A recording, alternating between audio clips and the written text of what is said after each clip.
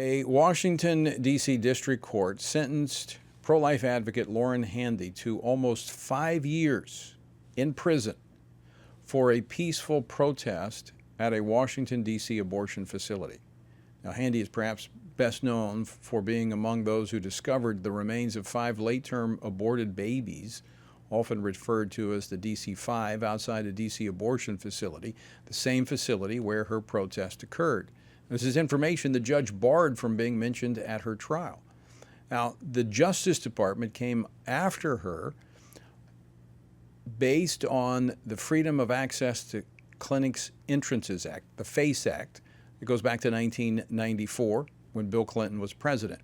Since May of 2022, the Department of Justice, when Roe was overturned, they began to accelerate their prosecution of pro-life advocates using this law.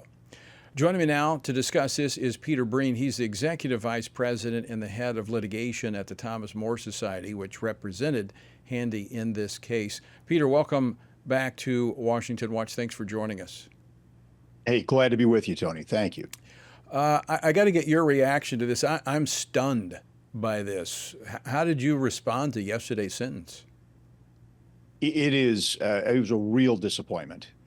Lauren is really the first person charged and convicted and then sentenced under the Biden administration's harassing new way of prosecuting these peaceful protests.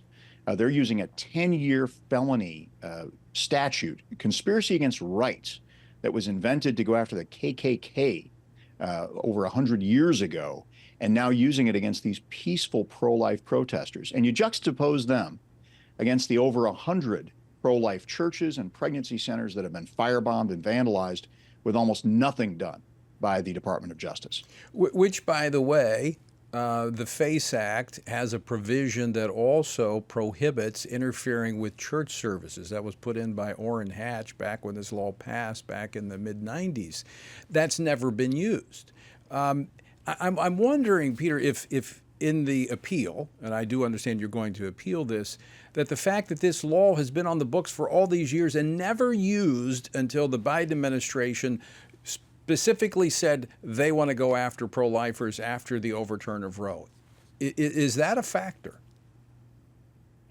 Imagine this. If this were a legitimate tool, wouldn't the Clinton administration or the Obama administration, the most pro-abortion administration prior to this one, wouldn't they have used it? Absolutely. But instead, this is a tool that is not used for this, is not meant to be used for peaceable public demonstrations like these. I mean, look, the traditional way you deal with folks doing civil disobedience is they get a trespass charge, you get a slap on the wrist, and that's that, and they move on.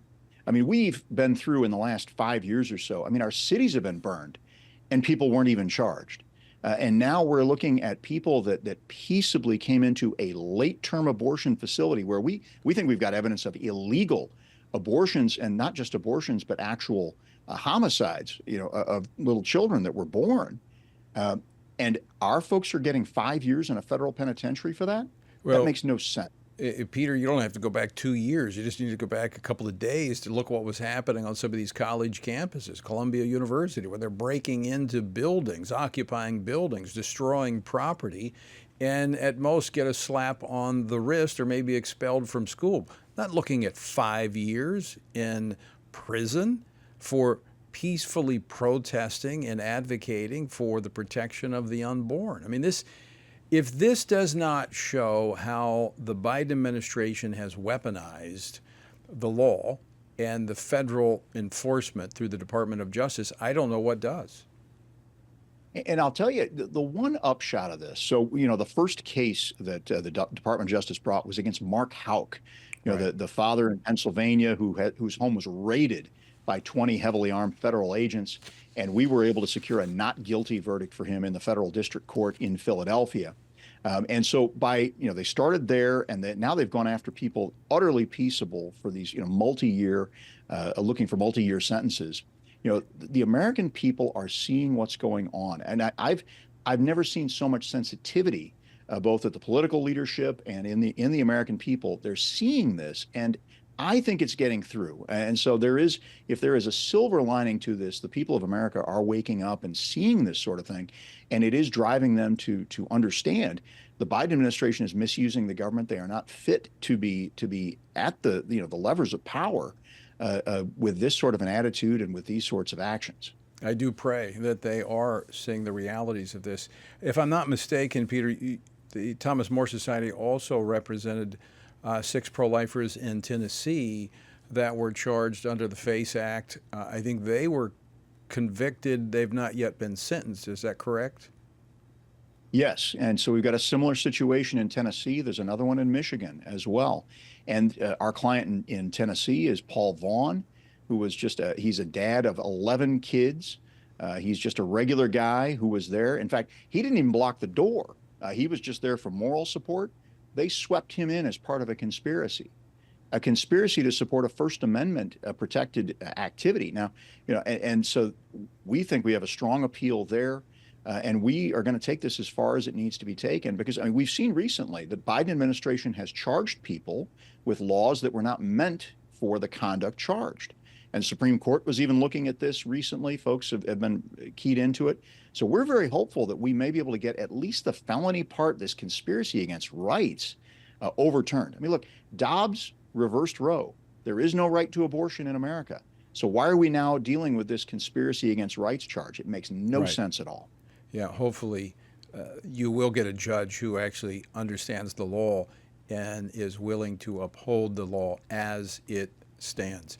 Peter, we're out of time, but very quickly, how can folks help you? How can they stand with Lauren? What can they do? Well, you can go to our website, Thomas More Society, and that's MORE10, thomasmoresociety.org. You can get on our email list, and that way you can get notifications. You can pray for us. I'll tell you, my attorneys, we feel the power of prayer when folks pray for us. So we very much appreciate that. And then you can keep up on everything going on. And then, we've got a lot of cases going on across the country. Well, we're going to encourage people to do that, Peter, and stand with